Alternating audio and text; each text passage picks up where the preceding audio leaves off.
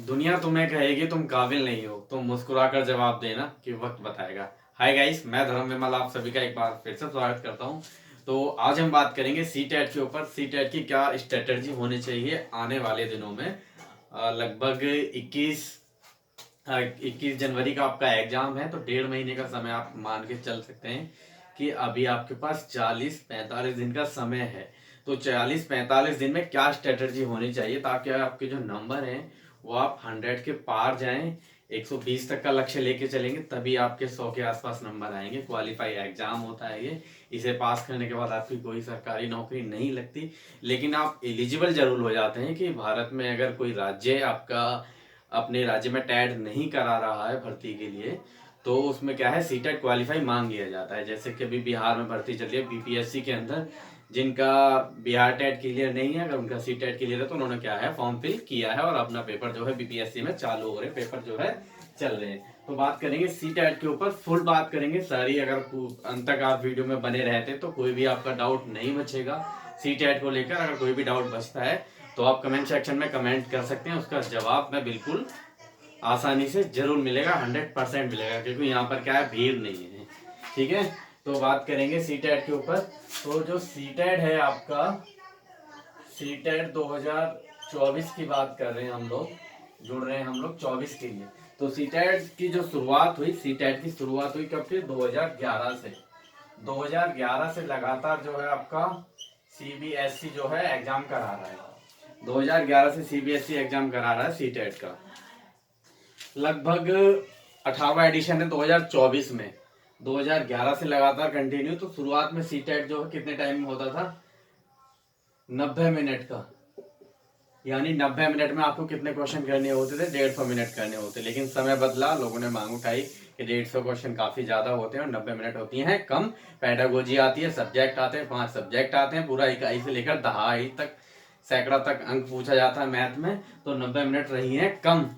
तो फिर क्या हुआ, इसमें बदलाव किया गया और 2011 से लगातार क्या है, टैड हो रहे हैं। तो अभी 2000 जो चल रहा है आपका, 2023 चल रहा है, 24 का जो एग्जाम है वो कब है आपका, 21 जनवरी 2024 में जो आपका एग्जाम है। अब का है ये आपका कौन सा, 18वां एडिशन है, 18वां सी टेट हो रहा है ये। 2 बार क्या हुआ है, 2 बार ऑनलाइन एग्जाम हुआ है। इसमें से ऑनलाइन कराने की भी इसे कोशिश की गई, लेकिन वो नहीं हुई सफल। ठीक है, तो फिर दोबारा से ओएमआर सीट पे ही एग्जाम कराना पड़ रहा है सीबीएसई को। तो पेपर होगा कौन सा, 18वां जो एडिशन आपका होगा, ओएमआर सीट पर होगा आपका एग्जाम। 2 बार, इससे पहले जो 20 अगस्त को हुआ था वो भी था ऑफलाइन था, उससे पहले जो हुआ था वो हुआ था ऑनलाइन। तो मैंने खुद करीब 10 से 11 बार ही परीक्षा दी हुई है सी टेट की, और काफी टाइम बाद पास आउट किया हुआ है। तो डिजी लॉकर में कई मार्कशीट है, मैंने डाउनलोड भी नहीं की है कई तो। ठीक है, तो 18वां एडिशन चल रहा है ये, और ऑफलाइन एग्जाम होगा। अब एग्जाम जो ऑफलाइन होगा, कितने नंबर का पूछा जाता है और क्या क्या सब्जेक्ट पूछे जाते हैं, जो पुराने अभ्यर्थी जिनका 1 से 2 नंबर में रह जाता है वो भली भांति परिचित होंगे कि इसमें क्या क्या सब्जेक्ट पूछे जाते हैं। जो नए अभ्यर्थी हैं, जो पास आउट हैं 2022 के, फर्स्ट ईयर में हैं, डीएलएड कर रहे हैं, बीएड कर रहे हैं, तो वो उन्हें इतनी जानकारी नहीं होती है, तो उनके लिए काफ़ी हेल्पफुल रहने वाली है वीडियो।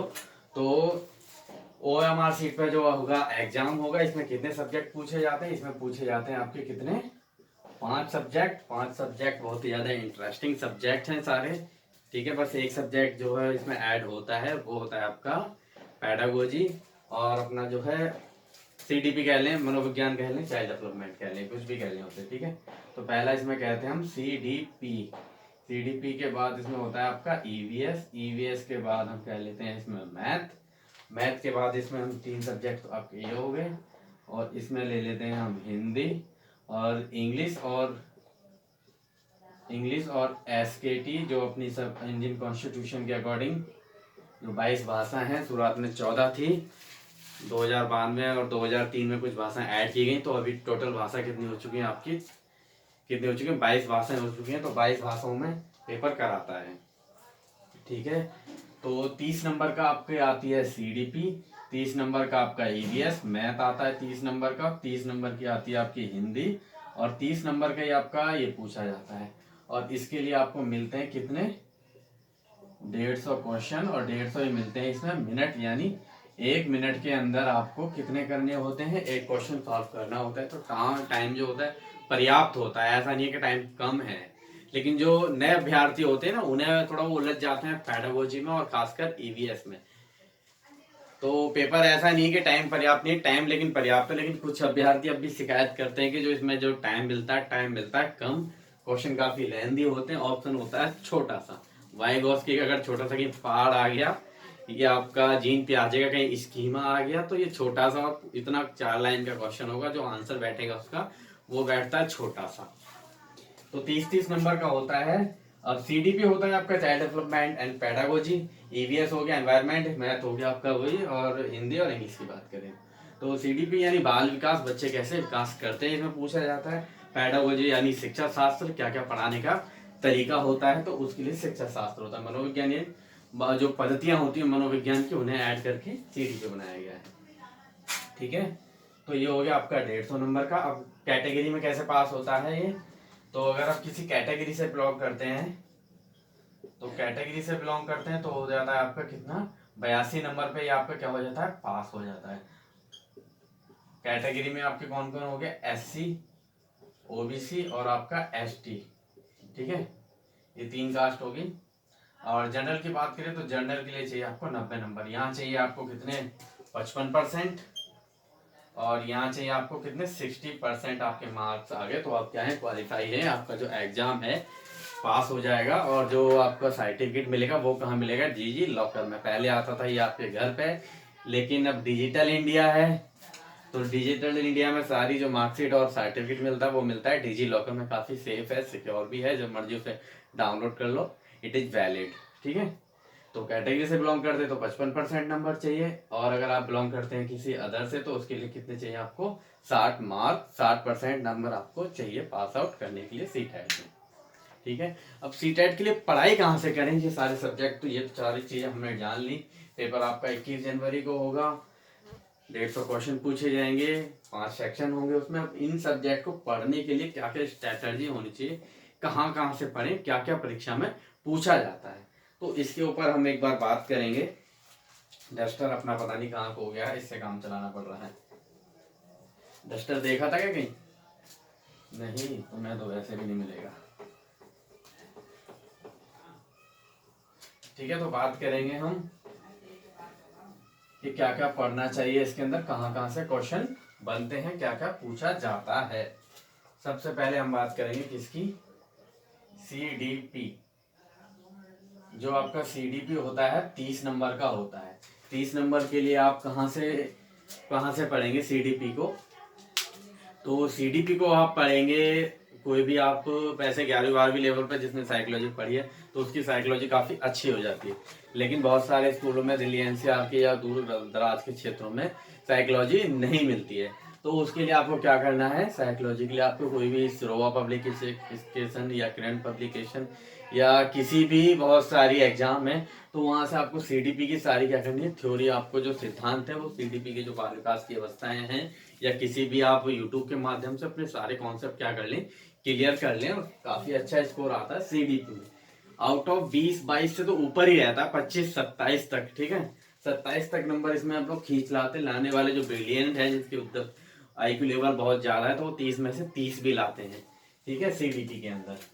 इसके बात करें हम ईवीएस की, तो ईवीएस आपका क्या हो गया, एनवायरमेंट स्टडी की बात करें तो ये कहाँ से होता है, 15 नंबर इसमें क्या होता है आपका, जो 15 नंबर है ये आपके यहाँ आते हैं एनसीईआरटी से। कहाँ से आते हैं, एनसीईआरटी की जो बुक है, 1 to लेके 5 तक की जो किताब है आपकी एनसीईआरटी की, जो गवर्नमेंट स्कूलों में चलती हैं, दिल्ली में ज्यादातर चलती हैं, एनसीईआरटी ही चलता है, यूपी में एससीईआरटी चलती है। तो एससीईआरटी एक शॉर्ट फॉर्म है, जो फुल फॉर्म कह सकते हैं, या तो सारा जो मिलता है वो मिलता है आपको एनसीईआरटी में। तो एनसीईआरटी टी रह गया, तो एनसीईआरटी में 1 से लेके जो 5 तक की है वो सारी चीजें आपको देखने को मिलती हैं। ईवीएस के 15 क्वेश्चन बनते हैं इसमें से। पहले तो एकदम डिक्टो लाइन की लाइन, जिसने ईवीएस की एनसीईआरटी किताब पढ़ ली 15 नंबर उसके पक्के हो गए। लेकिन इस बार क्या है, घुमा फिरा के पूछ रहा है, काफी घुमा फिरा के डीपली पूछा गया है। लेकिन ये एनसीईआरटी को नहीं छोड़ सकते अगर ईवीएस में 15 नंबर लाने हैं। तो 15 नंबर अगर पक्के करने तो ईवीएस को क्या करें, अच्छे से तैयारी करें। और 15 नंबर की पूछा जाता है शिक्षा शास्त्र, यानी पढ़ाने के तरीके के। एक छात्र क्लास में बैठा हुआ है, वो उसे क्या करना है, या हम कहें कि क्लास में पर्यावरण पढ़ाना है, तो पर्यावरण को लेके हम बाहर जाके अच्छा कर सकते हैं या क्लास में अच्छा सिखा सकते हैं, ब्लैक बोर्ड पे या कोई चलचित्र के माध्यम से या पौधा ला के। तो नहीं, हम क्लास के बाहर जाके पर्यावरण से, जिसमें क्या होगा, बच्चा जुड़ता है पर्यावरण में, अगर हम उसे बाहर ले जाएंगे तो 15 नंबर पूछे जाते हैं उस तरीके से, पैडागोजी कह सकते हो। 15 नंबर के आपके एनसीईआरटी में से आते ही आते हैं। इसके बाद बात करें हम मैथ की, तो मैथ की बात करें तो मैथ भी आपका, मैथ के लिए आप क्या करें, 5 से लेकर जो 8वीं तक की जो किताबें हैं एनसीईआरटी की, उन्हें पढ़ ले, मैथ आपका सही हो जाएगा। कोई एसएससी लेवल का मैथ नहीं पूछा जाता, नॉर्मल इकाई, दहाई, सैकड़ा, जातीय मान पूछा जाता है, स्थानीय मान पूछा जाता है, ना कोई एलसीएम। आयत वर्ग के ऊपर हमेशा एक क्वेश्चन आता है। कुछ चीजें ऐसी हैं जो अंडरस्टूड हैं, अगर कोई अभ्यर्थी उन्हें पकड़ ले तो वो आने ही आना है, ठीक है। तो 5 से लेकर 8वीं तक की बस नॉर्मल मैथ कर ले सारा, तो आपका जो है मैथ के नंबर आ जाएंगे। 30 नंबर का जाता है। 30 नंबर की इसमें भी क्या, 15 नंबर की इसमें भी क्या पूछी जाती है, पैडागोजी पूछी जाती है। बहुत से बच्चे पैडागोजी में कंफ्यूज होते हैं। पैडागोजी क्या तौर तरीका होता है पढ़ाने का, कह सकते हैं सिंपल शब्दों में हम, ठीक है। तो 15 नंबर की होगी पैडागोजी। इसके बाद आपकी आती है क्या, हिंदी। हिंदी की बात करें तो हिंदी क्या आती है, 30 नंबर की आती है। 30 में से आपके 15 नंबर के, तो इसमें भी 2 पार्ट हो जाते हैं। 15 नंबर आपकी ग्रामर पूछी जाती है और 15 नंबर में आपके आंसर और पैसेज आ जाते हैं। तो आंसर और पैसेज के लिए कोई अलग से किताब नहीं पढ़नी है, कोई भी आपकी हिंदी किताब हो वहां से प्रैक्टिस कर सकते हो। ग्रामर 15 नंबर की ग्रामर है, तो 15 नंबर की ग्रामर के पीछे पूरा क्या है, आपको लुसेंट तो पढ़नी नहीं है हिंदी वाली, तो 15 नंबर की वही पूछा जाता है, आपको उपसर्ग रखते हैं और समास पूछा जाता है, और जो LSRW जो इस प्रकार के जो भाषा के कॉन्सेप्ट हैं वो पूछा जाता है इसमें भाषा में 15 नंबर में। तो कहीं बाहर से नहीं पढ़नी। बहुत से बच्चे व्याकरण लेके बैठ जाते हैं कि व्याकरण रट्टा लगा रहे हैं 30 नंबर का, तो इतनी व्याकरण मत पढ़ा करो। इसके बाद हम बात कर लेते हैं इंग्लिश की, बात कर लेते हैं इंग्लिश, और जो आपका इंग्लिश का भी यही रोल है, 15 नंबर के आंसर पैसेज और 15 नंबर के पूछे जाते हैं आपके क्या, 15 नंबर के कोई आपकी ग्रामर पूछी जाती है, ठीक है। विलोम पूछे जाते हैं, पर्यायवाची पूछे जाते हैं, इसमें सिनोनियम जो कहते हैं। तो ये तो हो गया स्ट्रेटजी कि कैसे करना है, यूट्यूब के माध्यम से पढ़ लें आप, सारे सब्जेक्ट तैयार कर लें। इसके बाद की स्ट्रेटजी क्या रखें, इसके बाद लगाएं आप PYQ। PYQ को कभी ना छोड़ें। PYQ जो है आपकी प्रीवियस ईयर्स के जो क्वेश्चन होते हैं वो डाउनलोड कर लें कहीं से, और उन्हें कहीं ना छोड़ें, उन्हें अच्छे से क्या कर लें, अच्छे से रीड करें और उनकी तैयारी करें, सारी थ्योरी कंप्लीट करें, यूट्यूब से करें, किताब से करें, कहीं से भी करें, और PYQ को ना छोड़ें। और आपका क्या है, सिलेबस को नज़रअंदाज ना करें, सिलेबस को पकड़ के बैठें, सिलेबस के अकॉर्डिंग करें, और कोई भी खास ज़्यादा बदलाव नहीं हुआ है नए वाले में। बस ये है, भाषा की डीपली जानकारी होनी चाहिए, शब्दों की अच्छी क्या है पकड़ होनी चाहिए, तो सिलेबस को नज़रअंदाज नहीं करना है, ठीक है। जो लास्ट ईयर का जो एग्जाम हुआ था वो हुआ था ऑफलाइन, तो ऑफलाइन एग्जाम हुआ था, उसमें बताया कि बहुत सारी गिरावट आई थी। PRT की बात करें हम, तो PRT में करीब 13 लाख फॉर्म भरे गए थे, तो 13 या 12, उसमें से 2.5 या 3 लाख बच्चे ही पास हुए थे, तो रिजल्ट बहुत ज़्यादा गिरावट आया था। और पेपर सेकंड की बात करें तो सेकंड में 11 लाख में से केवल 1 लाख ही जो है बच्चे हुए थे पास। कितने बच्चे पास हुए थे, 1 लाख बच्चे हुए थे पेपर सेकंड में।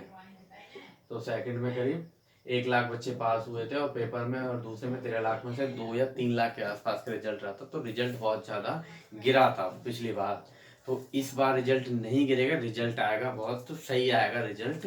तो 21 जनवरी का रिजल्ट है, सॉरी एग्जाम है 21 जनवरी का, तो अच्छे से तैयारी करें। कोई भी क्वेश्चन आपको CTET समझ में नहीं आता है, कोई भी चीज़ और पूछनी है, इसकी जो मार्कशीट है वो आती है डिजीलॉकर में, 150 नंबर 150 मिनट, और 75 के पैडागोजी, 75 के आते हैं आपके सब्जेक्ट। तो ये सारी चीज़ें थी, CTET की वीडियो थी, पूरा कॉन्सेप्ट आपको समझ में आ गया हो। कोई और चीज़ है जो आपको समझ में नहीं आई हो तो उसके लिए आप कमेंट कर सकते हैं, आपके कमेंट का जरूर जवाब दिया जाएगा। तो BPSC के बहुत सारे स्टूडेंट हैं, उनको शुभकामनाएं, पेपर हो चुके हैं चालू। पटना बिहार के लिए जो ट्रेन है वो भर भर के रवाना हो रही हैं। 7 लाख बच्चे, 7 से लेकर कुछ अदर स्टेट के भी हैं, और बिहार के तो हैं ही। तो 15 तक बिहार में सब लोग जा रहे हैं, क्योंकि जो तैयारी इस टाइम जो एक अच्छे स्तर पर जो निकली हुई है वो बिहार के अंदर ही निकली हुई है, कह सकते हैं। टैट भी करा रहा है बिहार, टैट भी चल रहा है अभी, जो स्पेशल DLED और B.Ed वाले बच्चे हैं उनके लिए। और साथ में बीपीएससी भर्ती भी निकाल रहा है, पिछले साल भी, अभी 2.0 चल रही है। तो दिल्ली में तो डीएसएसबी की वैकेंसी है, कोई भरोसा नहीं है कि कब आएगी कब नहीं आएगी। यूपी टेट का भी कोई भरोसा नहीं, यूपी में सुपर टेट का पता नहीं है कहाँ है। तो अभी बिहार की तरफ ज़्यादातर रुख बच्चों ने किया हुआ है, कट ऑफ भी काफ़ी अच्छा था। तो सी टेट देते रहो, जो बच्चे अच्छा स्कोर करने के लिए सी टेट दे रहे हैं तो सी टेट देते रहें कि आपका एक अपडेट बने रहते हैं। अगर आपके अच्छा स्कोर आ गया है 120 के आसपास, 110 15 भी आ गया, तब भी आप जरूरी नहीं कि सी टेट दें, उसके बाद अपनी आगामी परीक्षाओं की तैयारी में लग जाएं। ठीक है, एस्टेट की तैयारी करें या डीएसएसबी की तैयारी करें। तो धन्यवाद दोस्तों, मिलते हैं नेक्स्ट वीडियो में। कोई और कॉन्सेप्ट रह गया हो जो आपको पूछना हो तो जरूर कमेंट सेक्शन में बताइएगा। धन्यवाद, मिलते हैं, नमस्कार।